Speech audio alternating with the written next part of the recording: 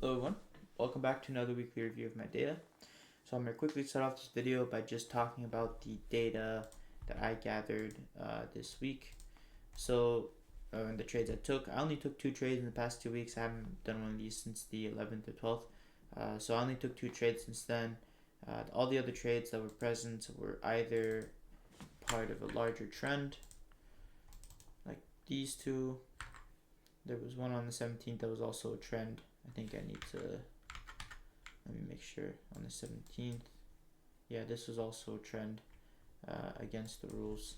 So the trend rules is basically when there's an obvious directional move throughout Asia all the way till 925. This model that the only model I'm trading now, I'm no longer trading my 2025 model because I just don't have the time. But maybe one day I'll get back to it. Put this in, there you go. So, and then I'll put in this one here too. These are both trends. Yeah, so there was 3 trades that were against, against a large trend, entering inside a large trend higher, and then where I would expect accumulation or a temporary pullback if we get a pullback. And then in the next week, the 8:30 cross midnight, that was one of the trades. This is when 8:30 open, and it opens up and it closes at 9:25 or opens at 9:25 on the other side of where it opened at 8:30 compared to midnight. So over here we were beneath midnight and we opened at 9:25 above midnight, and that means there's no trade. But yeah, I go short at the same time every day, 9:25. 30-point stop, aiming for. Before, the thing is, I changed something. So before, I was aiming for minimum of 3 RR and then next 5 minute short term high or low. That's what I would target. But I've changed things now. I'm aiming for a minimum of 4 RR, and I found that it hasn't really decreased the win rate too much. And it's improved the expectancy by half. By double. So last time I was showing the data for 2023 all the way to, I think maybe even 2020 all the way to 2025, and it was 0.62 expectancy, and I think 2023, 2024, and 2025 was 0.62 expectancy. So that means every trade that you'd expect it to profit you 0.62 times whatever you're risking. But now I've increased that to 1.28, which is phenomenal. And look at that win rate. It's a 40% win rate, almost around 40% of just 2024 to 2025. Those were 2 very good years. 2024 was an amazing year. A lot happened during 2024. With 1.6 expectancy, 2025 has a 1 expectancy. 2024 had a 50% win rate, while 2025 had a more 36% win rate. So obviously 2024 very, very well performed. 2025 is more towards what I expected, around 30-40% win rates, and expectancy now aiming for 4 RR went up to 1.05 from like 0.6 or 0.7. So that's been really, really good, and we're not done 2025 yet, but hopefully there's more reason to trade. Yeah, the other thing is 2023 was a pretty bad year, so this is what a worst year would look like: 0.36 R and a 24% win rate, which is still profitable because the average trade, I don't know how much the average trade is hitting for, but 4.64, so 25% win rate you're still profitable with that, right?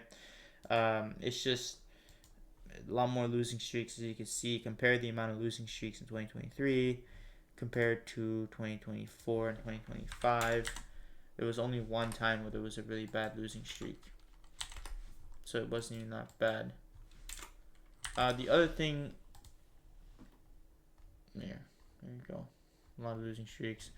The other thing I wanted to also point out is how volatility, actually before I move on to that, there's one thing that I decided that I keep going back and forth on, and it's whether I should trade 8:30 crossing midnight or not, because it is profitable. In the last 3 years, it is profitable, 18 and 73. This would have lost me, well, if you remove the trend to it, might even be even more profitable, but there's not many trends anyway, so don't worry about it. But there's only been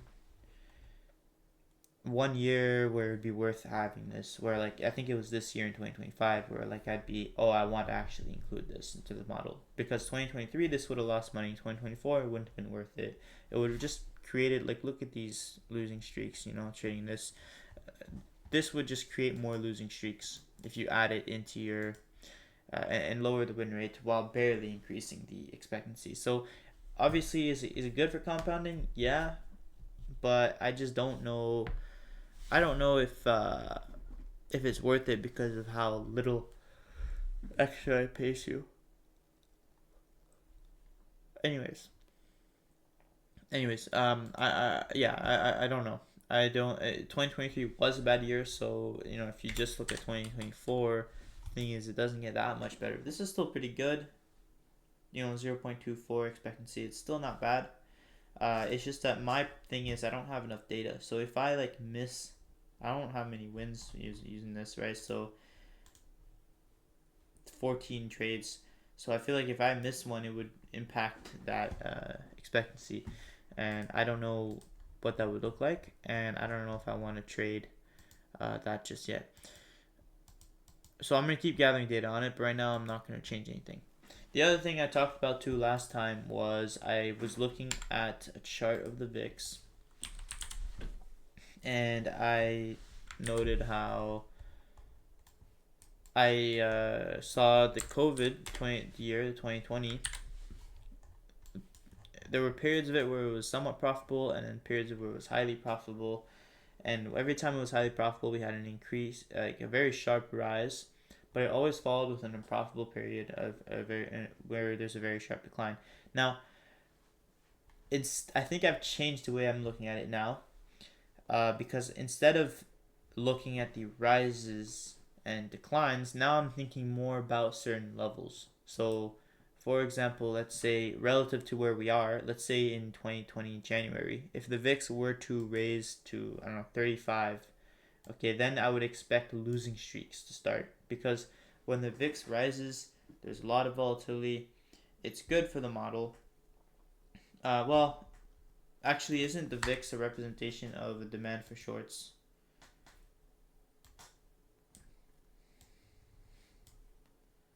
No, it did. This definitely, it measures the volatility. So whenever the VIX rises to a certain level, eventually, when it starts to decline from there, I have an unprofitable period where I have a long list of losing streaks. Like the month of April here and May was just completely untradeable, and it also had a rapidly declining volatility. And every time there's a very big shock like this, there's always aftershocks after with smaller declines.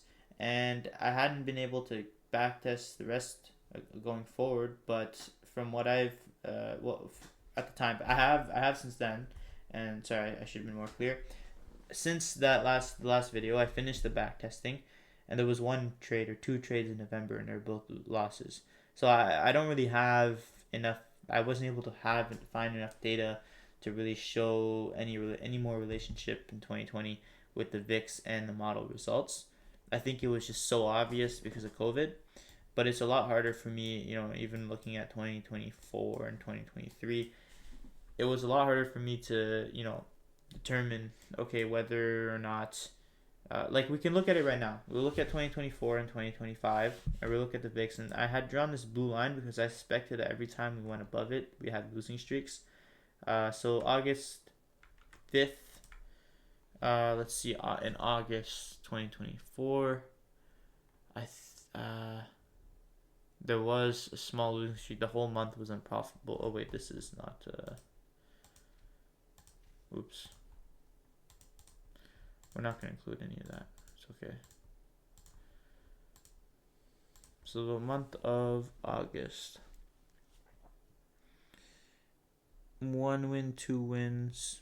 2 wins and 3, 5, 6. 2 wins and 6 losses, 25%.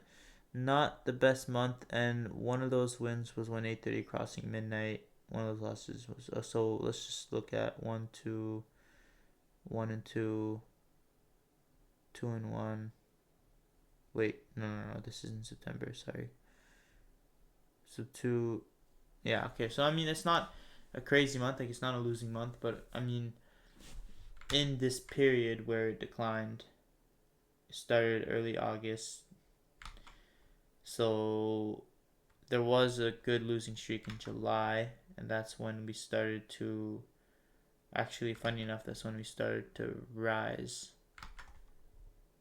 Well, 19th of July. Yeah, that's when we started to rise. So that's the thing, is that I don't know if COVID was a special case where it was just so obvious. Um, but so far, there hasn't really been. I haven't really been able to find any more evidence that there's any relationship between the VIX uh, and the Nasdaq, or well, actually, well, more accurately, VXN, because that's the volatility for the Nasdaq. And that would actually change things.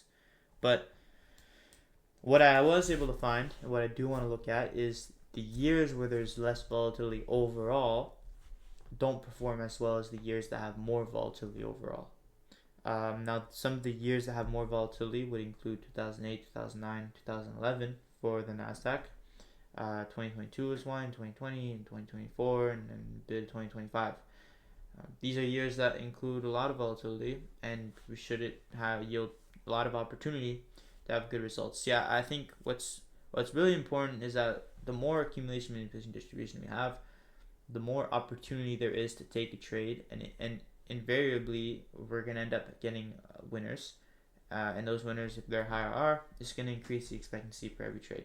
So in years where there's not much opportunity, there's not many trades, like 2020, for example, was a bad year. It was a very slow year. Historically, it was not a very big year. 2017 was another one where it was a very, very slow year. It was post-elections. There was low inflation, and no one was really doing anything. Both those years were 2017 was very unprofitable, and 2023 was like break even. So, you know, both those years are bad. Well, not break even. 2022 was not break even, but it wasn't as good as 2024 and 2025. There was a lot of losing streaks, and you would have seen a lot of drawdown, but you would have made money overall. 0.36 every trade, but compare that to the 1 or 1.6 every trade. It's nothing, right? It's not good. So I do suspect that there's a relationship between how volatile a market is and the performance of this model. If I can figure that out, if I can see with more evidence that yes, the years where there was a crisis or something going on, Trump's tariffs, whatever, that fueled a lot of volatility, the model performed better. And the years that where it was quiet, it performed worse. Then the years when it's quiet in the future, I can switch markets and I can find a different market that's more volatile. That's going to be my goal. There's different ones I could look at, like Bitcoin or Russell 2000 or oil, even maybe bonds, or certain commodities. But whatever the case is, this is going to be something that's going to take me a while, and I'm going to keep this channel updated as I go through those studies. But I do want to get to a point where, because this is the only model I'm trading now, I do want to eventually be able to continue profitably trading it whenever the market calms down, and probably when Trump goes away. So I have a long time to figure that out, but I do expect a time to come when we won't have many opportunities because it's a slow market, and I'm gonna need to find a different market to trade. Also, I want to look at April in 2025. We had a huge decline. I want to see if that also, there was a very large losing streak April all the way into May, into the summer. So that's another thing. That's when it also stopped declining, when the model started seeing a few more wins, and then June looks like it continued to decline. And so since mid-July, it started to kind of increase, and then around mid-July is when we start to see more wins. July to August, there's a long losing streak. I mean, we're kind of like declining in August here, and then we decline again at the end of August. So it makes sense why we have a lot of losses riddled into this data. So recently, September, we've increased on the VIX, and I think that's kind of fueled a bit of a winning streak. But also a lot of these have the scenarios too that I filter out. So actually, let me see. Once I filter this out, what this does now, what this looks like. Go back to April and see that. That's the thing, is I think the scenarios really actually make it harder to determine a relationship, but it doesn't matter anyway. It doesn't matter to me. Only losing streak I really see is in June, because I think the scenarios kind of masked everything that was going on inside this large rally and decline. So yeah, anyways, thank you everybody for watching. I hope everybody takes care. I will definitely keep in touch. I'm no longer streaming because I'm just very busy. So I'm gonna try and focus more on these though and make them more detailed, and I have a lot more time to backtest. I hope so, at least, so I can keep doing these. But yeah, thank you very much for watching, and good luck with your trading this coming week. And I hope you're having a good weekend.